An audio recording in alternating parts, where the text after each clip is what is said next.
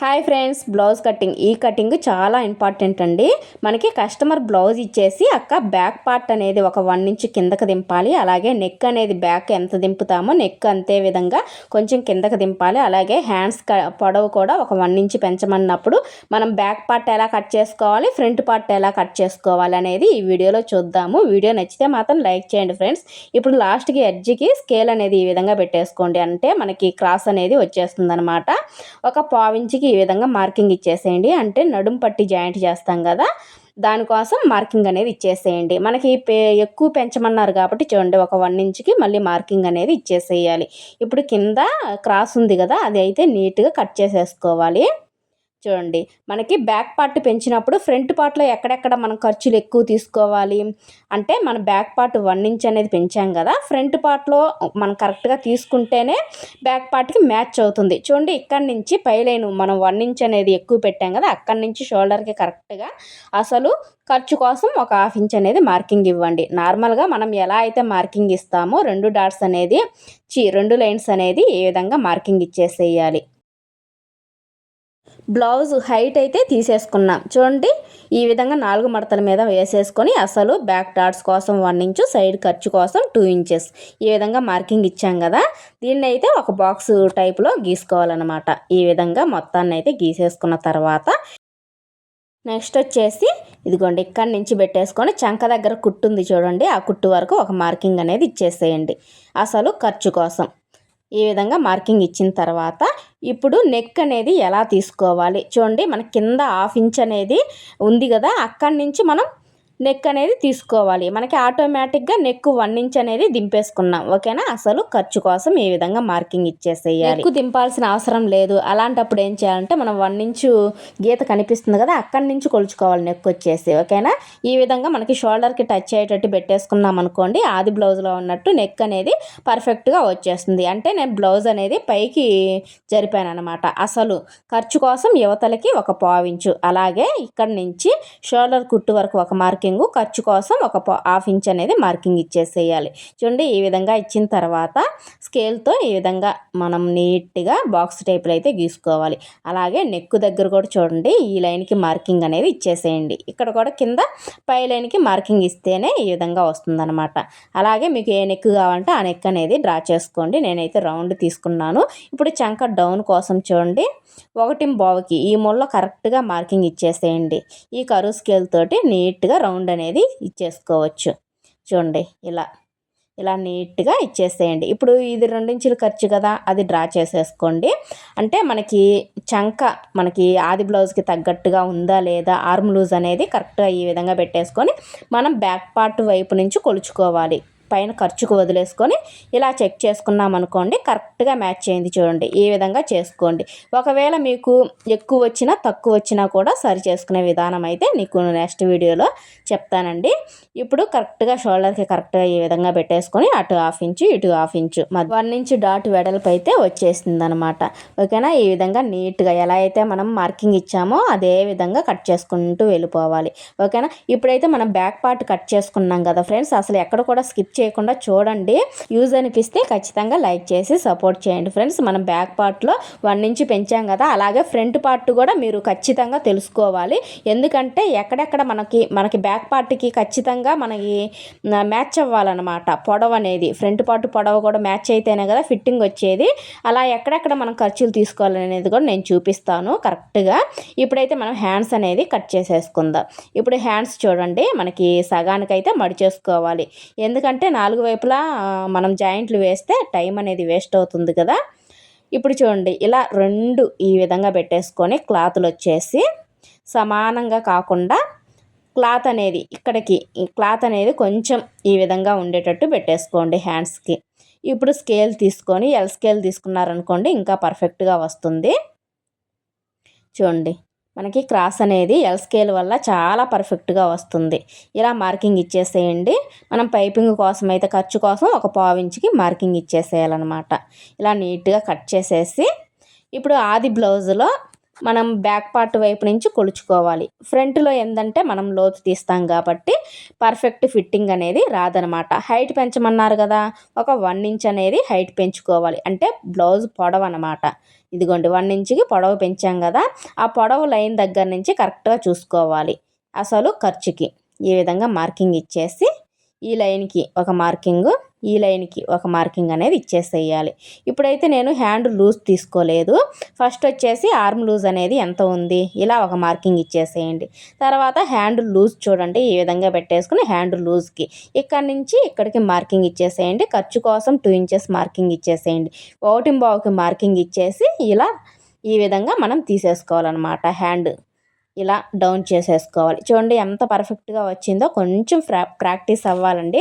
కొత్తగా నేర్చుకునే వారైతే ఈ డౌన్ చేసుకోవడము. ఇప్పుడు స్కేళ్ళు కూడా వచ్చున్నాయి, కానీ చంకలు నాకెందుకో చంక దగ్గర ముడతలు వస్తున్నాయని అనిపిస్తుంది. నేనైతే అది యూజ్ చేయట్లేదు. చూడండి ఇలా మధ్యలో ఓపెన్ చేసేసుకోండి. ఇప్పుడైతే మనకి 4 హ్యాండ్స్ అనేది వచ్చేసినాయి అనమాట. ఓకేనా. తర్వాత మనకి జాయింట్లు అనేది తర్వాత నెక్స్ట్ క్లాత్ అనేది మిగులుతుంది కదా, జాయింట్ ఏ విధంగా తీసుకోవాలో కూడా నేను చూపిస్తాను. ఇప్పుడు వచ్చేసి ఫ్రంట్ పార్ట్ అంచులు అనేది మన వైపుకు ఉండేటట్టు పెట్టేసుకొని, ఇది క్రాస్ కటింగ్ కాబట్టి బ్యాక్ పార్ట్ని క్రాస్గా ఈ విధంగా పెట్టేసుకొని 2 ఇంచెస్ అనేది మడి చేసుకోవాలన్నమాట. చూడండి క్రాస్ అనేది నేను చూపించిన విధంగా పెట్టేసుకోండి. మనకి ఫ్రంట్ పార్ట్ ఫిట్టింగ్ అనేది పర్ఫెక్ట్గా వస్తుందన్నమాట. ఓకేనా. ఇప్పుడు బ్యాక్ పార్ట్ ఎలా ఉందో సేమ్ అదే విధంగా మార్కింగ్ అనేది ఇచ్చేసేయాలి. మనకి ఇక్కడేనండి అసలైన పాయింట్. మనం బ్యాక్ పార్ట్ అనేది 1 నుంచి పెంచాం కదా, ఫ్రంట్ పార్ట్ అనేది ఎక్కడ పెంచుకోవాలనేది నేను చూపిస్తాను.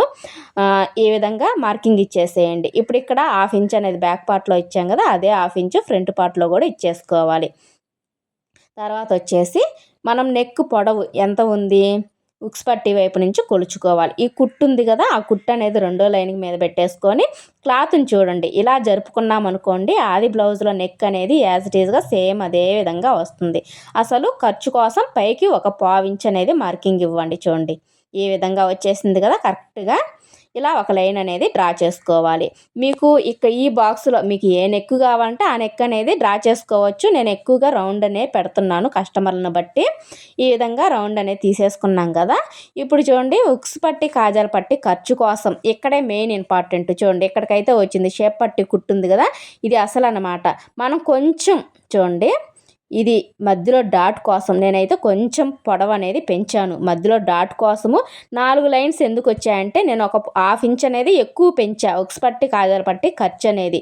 అంటే మనం బ్యాక్ పార్ట్ అనేది పెంచాం కాబట్టి ఒక 1/2 ఇంచ్ మాత్రమే పెంచాను.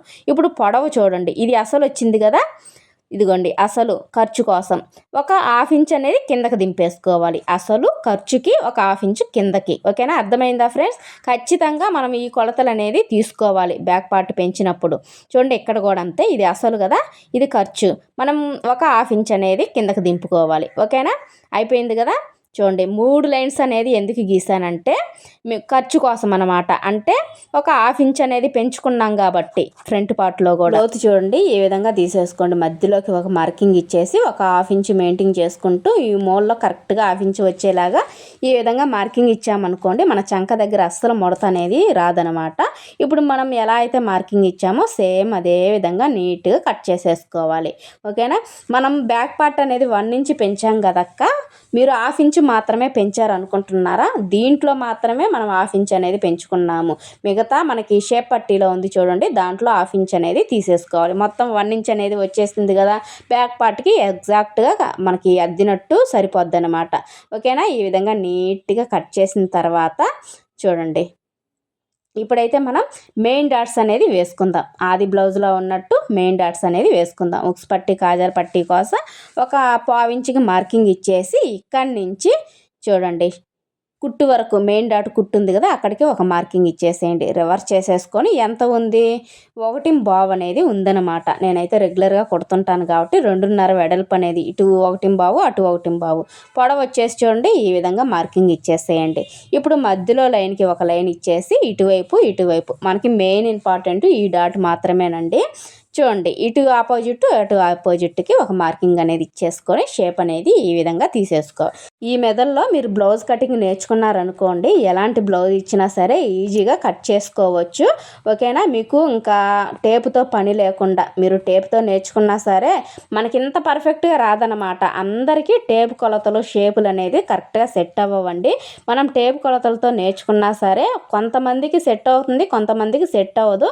అందరి బాడీ తత్వం అనేది ఒకలాగా ఉండదు కాబట్టి మనం ఆది బ్లౌజ్తో నేర్చుకున్నాం అనుకోండి అద్దినట్టు పర్ఫెక్ట్గా కుదురుతుంది. ఓకేనా. నా వీడియోస్ మీరు ఎక్కువగా చూసే ఉంటారు. నేను ఓన్లీ ఆది బ్లౌజ్ మెజర్మెంట్తోనే తీసుకుంటాను. బ్లౌజ్ చెడిపోయిందనుకోండి వాళ్ళకి బాధ, మనకి బాధ. అలాంటప్పుడు బ్లౌజ్ చెడిపోకుండా ఉండాలంటే ఎలా కట్ చేసుకోవాలి, నేను చూపించినవి మెథడ్లో ఫాలో అవ్వండి. ఓకేనా. ఇప్పుడైతే చూడండి షేప్ పట్టి అసలు ఖర్చు కోసం పైకి ఒక 1/2 ఇంచు, అలాగే ఇక్కడ కూడా చూడండి అసలు షేప్ పట్టి కుట్టు వరకు అసలు ఖర్చు కోసం. అలాగే ఇక్కడ చూడండి నేనైతే ఎక్కువ తీసుకున్నాను అనమాట. ఇక్కడ మనం పెంచుకోవాలి, 1/2 ఇంచ్ అనేది ఎక్కువ పెంచుకోవాలి. నేనైతే చూడండి మీకు చెప్పలేదు, నేనైతే ఎక్కువ పెట్టేశాను. ఇక్కడ మనం ఎక్కువ పెట్టేసామనుకోండి మనం ఫ్రంట్ పార్ట్లో ఒక 1/2 ఇంచ్ పెంచాము, షేప్ పట్టీలో 1/2 ఇంచ్ పెంచాము, అప్పుడు 1 ఇంచ్ అనేది వచ్చేసింది కదా. ఫ్రంట్ పార్ట్ అనేది బ్యాక్ పార్టీ కరెక్ట్గా మ్యాచ్ అవుతుంది. ఓకేనా. మొత్తం కట్ చేసిన తర్వాత ఇలాంటి క్లాత్ అనేది మనకి మిగులుతుంది కదా. చూడండి ఇప్పుడు హ్యాండ్స్కి అయితే మనకి కరెక్ట్గా ఈ విధంగా పెట్టేసుకొని 1/2 ఇంచ్ ఖర్చు ఉండేలాగా పెట్టేసుకొని ఇలా కట్ చేసేసుకోండి. చూడండి ఈ విధంగా. ఈ కటింగ్ ఎలా అనిపించింది ఫ్రెండ్స్, నచ్చిందా? నచ్చితే మటుకు ఖచ్చితంగా లైక్ చేయడం మాత్రం అస్సలు మర్చిపోకండి. నేనైతే ప్రతి ఒక్కటి కూడా నేను వాడే టిప్స్ అన్నీ కూడా మీకు షేర్ చేస్తున్నాను. ఎందుకంటే చాలామందికి టైలరింగ్ స్టిచ్చింగ్ చేయాలని చాలా కోరికగా ఉంటుందండి. కొంతమంది దాంట్లో సక్సెస్ అయిన వాళ్ళు ఉన్నారు, నేను చెయ్యలేనులే అని పక్కకి వెళ్ళిన వాళ్ళు కూడా ఉన్నారు. అలాంటి వాళ్ళకి ఈ కటింగ్ అనేది చాలా ఉపయోగపడుతుంది. అంటే సింపుల్ మెథడ్, అంటే టేపుతో లేకుండా మనం ఇలాంటి చిన్న చిన్న టిప్స్ అనేది పాటించామనుకోండి టైలరింగ్లో మీరు కూడా ఖచ్చితంగా సక్సెస్ అవుతారు. చూడండి ఈ విధంగా మనం హ్యాండ్ అనేది కరెక్ట్గా ఈ విధంగా జాయింట్ చేస్తాం కదా. మనం తీసుకున్న ఖర్చులు అనేది పర్ఫెక్టా కాదా అనేది మీకు చూపించడం కోసం అయితే నేను ఈ విధంగా పెట్టి చూపిస్తున్నాను. చూడండి ఎంత పర్ఫెక్ట్గా వచ్చిందంటే ఈ విధంగా నా స్టైల్లో కటింగ్ నేర్చుకోండి ఫ్రెండ్స్. అంటే పర్టికులర్గా నేను చెప్పట్లేదు, మీకు నచ్చింది మాకు ఈజీగా ఉంది అని అనిపిస్తే మటుకు ఈ విధంగా ఫాలో అవ్వండి. ఓకేనా. అన్ని బ్లౌజ్ పీసులు అన్నీ ఈ విధంగా చేసేసుకోండి ఫ్రెండ్స్. పర్ఫెక్ట్గా మనం ఎన్ని బ్లౌజులైనా ఈజీగా కట్ చేసేసుకోవచ్చు. ఓకే ఫ్రెండ్స్, వీడియో నచ్చితే మాత్రం ఖచ్చితంగా లైక్ చేయండి. అలాగే ఫస్ట్ టైం చూస్తున్నట్టయితే సబ్స్క్రైబ్ చేయండి. ఇంకా మంచి మంచి వీడియోస్ కోసం మన ఛానల్ని ఫాలో అవ్వండి. బాయ్ ఫ్రెండ్స్, నెక్స్ట్ వీడియో మళ్ళీ